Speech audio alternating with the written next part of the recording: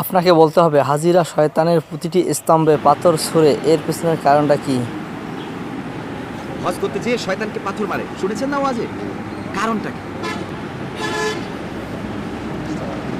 হ্যাঁ, আলহামদুলিল্লাহ কুলহুস সূরা পড়ার কারণে পাথর মারে নাকি পড়ে পাথর মারে? পড়ে পাথর মারে। আপনি হজে গেছিলেন?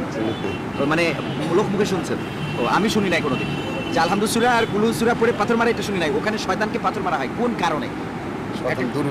শয়তান ধরে ধরে ফেলার কারণে, মানে শয়তানের ধরেতে পাথর মারে, বাইন্দে রাখে, হইতে পারে।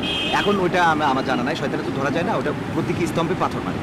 এর পিছনের কারণ হলো ইব্রাহিম আলাইহিসসালাম যখন ইসমাইল আলাইহিসসালামকে কুরবানি করার জন্য নিয়ে যাচ্ছিল, তখন শয়তান ধোঁকা দিচ্ছিল।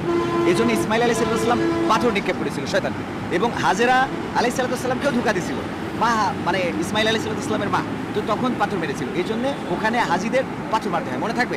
আপনি কালেমায় তৈয়বাটা পড়তে পারবেন? বলেন।